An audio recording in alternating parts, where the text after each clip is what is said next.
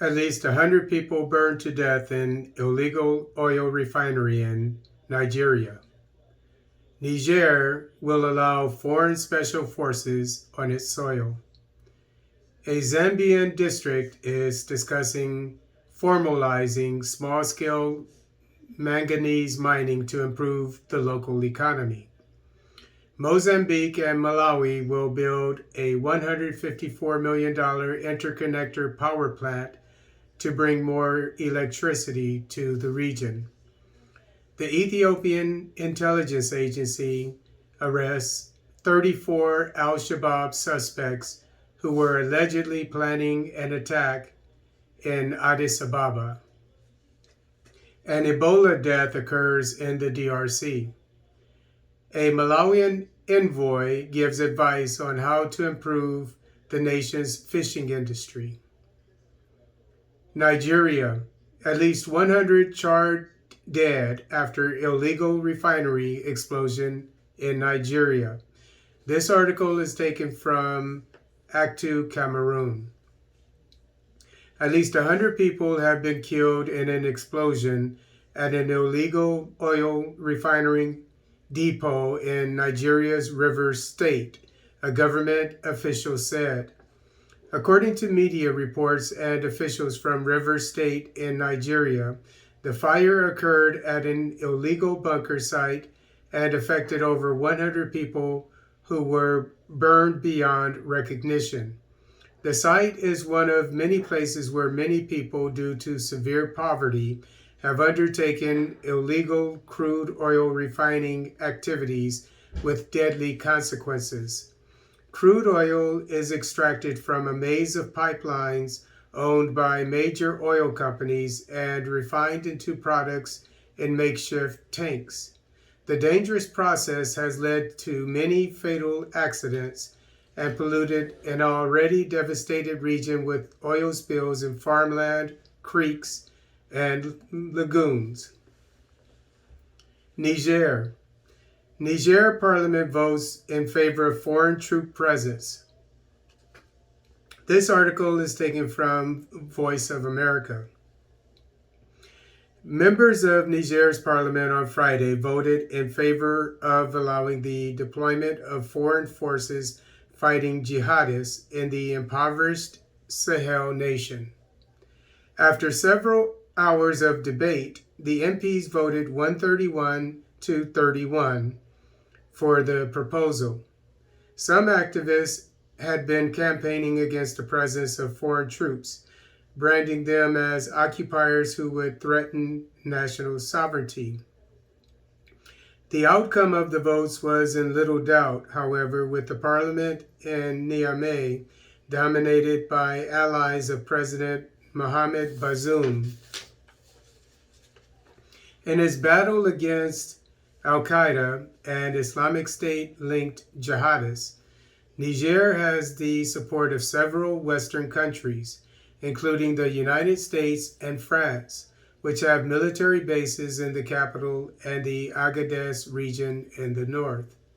According to the government document handed to MPs and seen by AFP, the current situation requires Niger and other countries to commit to an effective fight against terrorism in the framework of bilateral or multilateral cooperation, either current or in the future.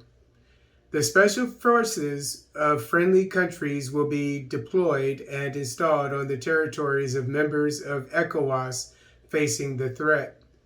These include Benin, Ghana, Niger, and Ivory Coast, the document stated.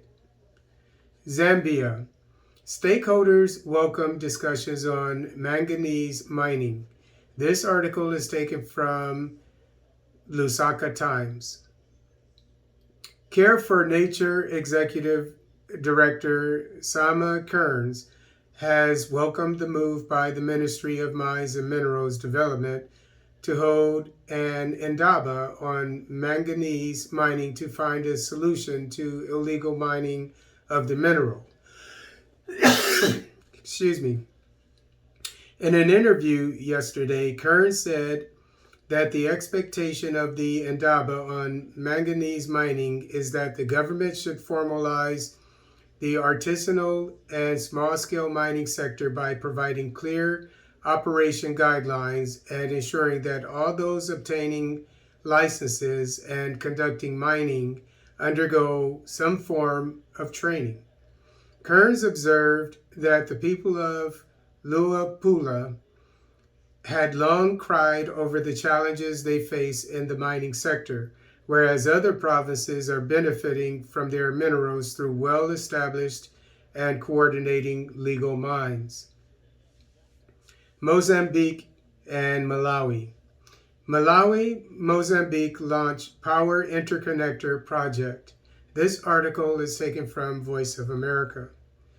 Malawi and Mozambique this week launched a power transmission project to help Malawi meet an increasing demand for electricity. Malawi, one of the poorest nations in Africa, lost 30% of its power generation in January after Tropical Storm Anna destroyed its main power station. The new project is expected to generate 50 megawatts for the country when completed.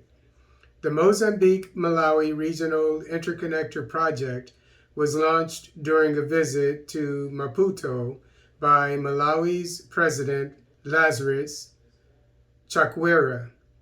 Chakwera said the project is historic because it will establish a reliable power connection not only between the two countries, but also across the Southern Africa Development Community, SADC, a regional economic organization comprising 16 member nations. The power line has the potential to increase trade opportunities, he said, and will also create over 1,000 jobs for Malawians and Mozambicans. The $154 million interconnector project is being funded by the World Bank, the European Bank, and the German state-owned bank KfW. When the transmission line is finished, Malawi is expected to buy about 50 megawatts of power from Mozambique, about 12% of the country's needs. However, Chitosi said the country could purchase more megawatts if the need arose. In 2015, Malawi's government liberalized the power sector, which was monopolized by the state-run Eskom power transmission and distribution company and allowed operations of the independent power suppliers. The target date to complete the new power line is October 2023.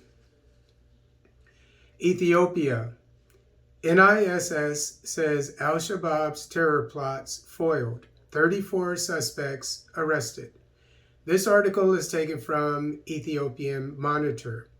At least 34 Al-Shabaab members who were plotting to carry out terror attacks in various parts of Ethiopia have been apprehended, National Intelligence Agency announced today. In a statement today, the National Intelligence and Security Service, NISS, disclosed that the suspects were captured in collaboration with the security forces of Somali and Oromia regional states. The security agencies have had a secret monitoring of the suspects plotting to carry out terror attacks during celebration of religious events in Addis Ababa, as well as Somali and Oromia regions since its inception. The suspects were at the last stage of the plan when busted, the agency said.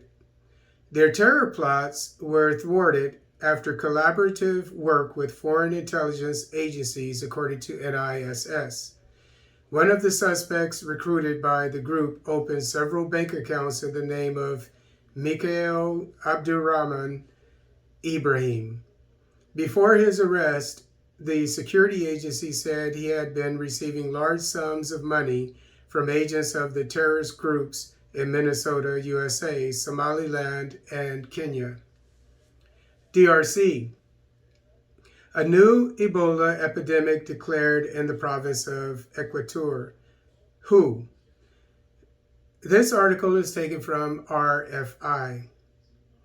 The health authorities of the Democratic Republic of Congo, DRC, declared this Saturday, April 23, 2022, an Ebola epidemic after the confirmation of a case in Bandaka, a city in the northwest of the province of Equateur. A 31-year-old man began experiencing symptoms on April 5th, and after a week of home care sought treatment at a local health facility. He was subsequently admitted on April 21st to an Ebola treatment center where he died the same day. Malawi. Envoy tips Malawi on fish industry. This article is taken from The Nation. The Southern Africa Development Community, SADC, Fisheries Technical Advisor Motseki Lachwayo says the country's fish industry is not thoroughly exploited. He was speaking in Lilongwe on Wednesday during an aquaculture policy research dissemination seminar, a side event to the SADC regional dialogue aimed at building resilience in fisheries and aquaculture in Southern Africa.